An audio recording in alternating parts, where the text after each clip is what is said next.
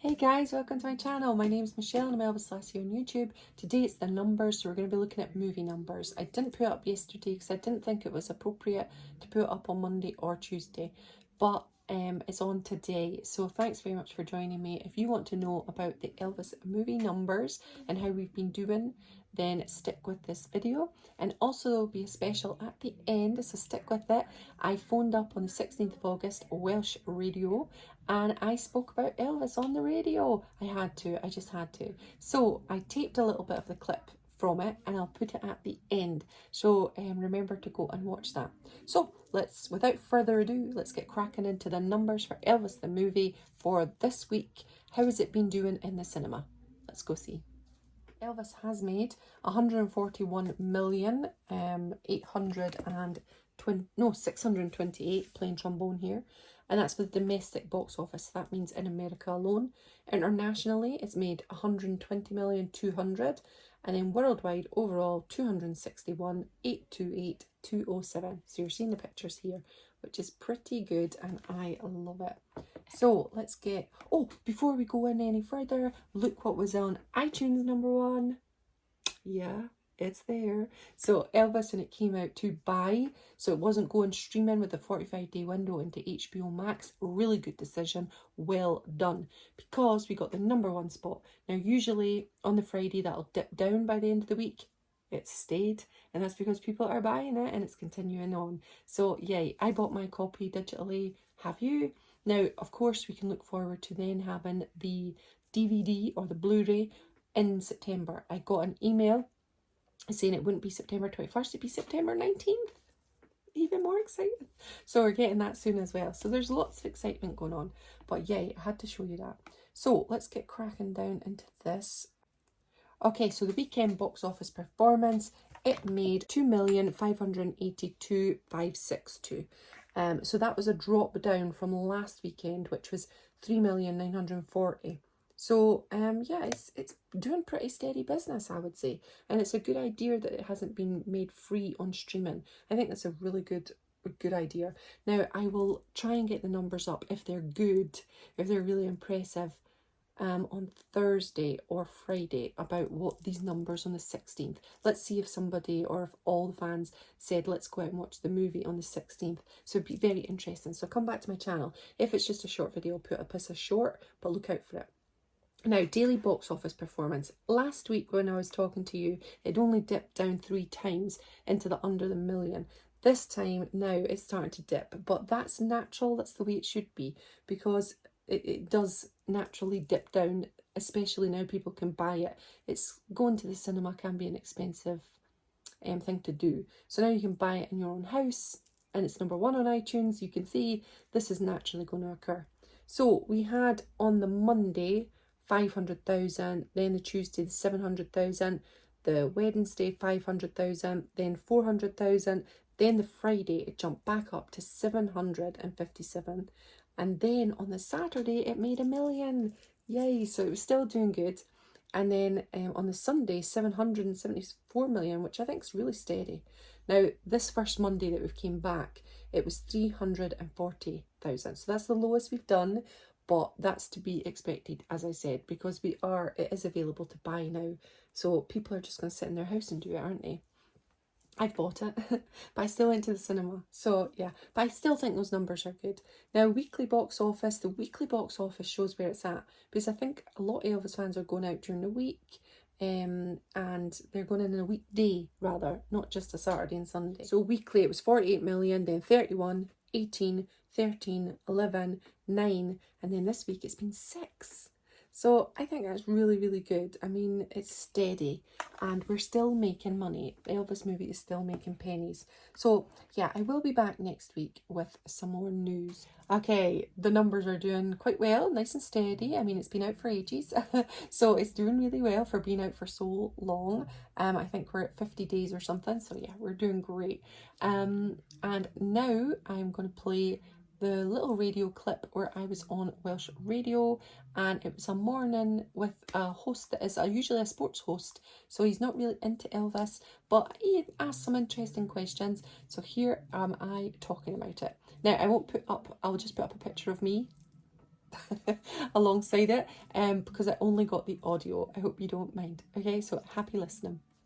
As we got Anne in Cardiff, Michelle as well on the line. Hello, Anne. Hello, Michelle. Hello there. Hi, where are you, Michelle?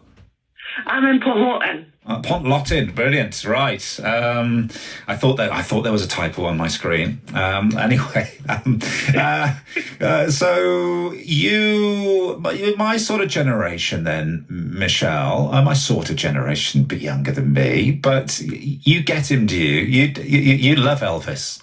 Why? Yeah, I've loved him forever. My dad used to play Elvis on tour on a Saturday night, and he just had one program, and he had a couple of records. But suddenly, I just became obsessed.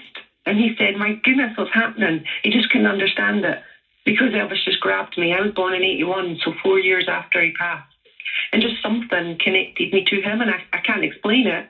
And I don't think any mega fan can explain it truly, but he just grabs you.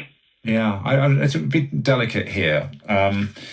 Is there something about Elvis for women that men don't get? I think we could say the same thing about countless other pop stars, about Harry Styles and all sorts. Yeah, it could be. Well, I'm married to an Elvis fan. I met him because I'm from Scotland.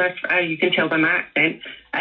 So I met my husband at an Elvis festival, not an impersonator one. We have lots of festivals all over the country where there's no impersonators. It's just Elvis music for 7 days. It's coming up in September. My husband's off for the week for it. And we met there, and he was an obsessed Elvis fan. He was born in 1970, and I'm an obsessed Elvis fan. So I don't know, because he's as obsessed as I am. Yeah, I'm not saying everyone who likes Elvis is a woman, but yeah, you know what? I don't know. I see a lot of male fans. No, what I mean to say is, a lot of people think it's the female who is obsessed with Elvis, and there was a lot of screaming adulation from women in the 50s for sure. But nowadays, I see in my Elvis events, it's a lot of men. So I think he really does impact whether you're female or male. But I think females, of course, we can have a little bit of a thing with the eye, can't we? Oh, yeah. See Elvis and see his wiggling hips and maybe think a little bit. Listen, I see the 1968 comeback special and I can see it. You know, so my husband, he says the exact same thing, honestly. Yeah, there's a beautiful man, no question. Yeah. But I just wanted to ask you before, I'm going to bring Anne, and Sylvia's joining us as well in a moment as well, into the conversation here. We were talking to Jonathan. It's interesting that you have Elvis Festival without the tribute acts. And they come in all shapes and sizes and all forms, I know that. But we were talking to Jonathan about how the Elvis brand may have been damaged, tainted by the rhinestones and trouser suits and stag do fancy dress and stick on wigs and all the rest of it. Does that bother you? Big time. And that's a really important thing, and why I phoned in, because I wasn't going to phone in. But for this, I had to, because that's when Baz brought the movie out. It was one of the biggest things he used to say in all the interviews. We want to get rid of this Halloween costume. We want to get rid of that. We want to come back to Elvis as a historical figure. And he is a historical figure. He changed culture. He changed the world. And he deserves to be known as such, rather than this jumpsuited guy who people laugh at and maybe go to events and laugh at people with wigs on and the glasses. That's not what we should be considering Elvis as. We should be thinking of him as an absolute phenomenon who changed with society, and he changed everything. And if you go back to the 50s, you're going to see an insane change. And I don't think that should be forgotten or kind of mixed up amongst that Halloween image.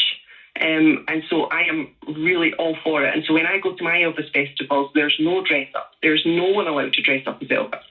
You do not do that. And there's no impersonators. It's listening to Elvis. It's admiring his music. And that's the most important thing for us. That's interesting, isn't it? If you're happy to stay with us, Michelle, I'd love to keep you here, because you know a lot about the guy. Michelle, you agree about trying to, because you talk about him as an important historical figure. So you need to understand what was going on in America in the 50s and 60s, don't you, Michelle, to fully get him? Yes, 1,000,000%. I've been to see the movie 11 times. Well, I'm going my 11th time today.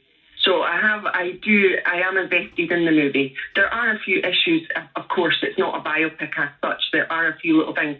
And if anybody's watching or listening to this now and you watch the movie, please go and research further afterwards, because there are a little bit of inaccuracies through it, but Baz does it for artistic license. This is Baz Luhrmann, is it, who made the movie? Yes, yeah. Baz who made the movie. There are a few inaccuracies in there, but it's very easily to fix. You can easily fix it. There's so many Elvis historians all over on YouTube, such like, and you can find out the true story. But the basis of it is that Elvis the man and that cultural change that he impacted, which nobody can deny and nobody can think any differently, because that is what happened.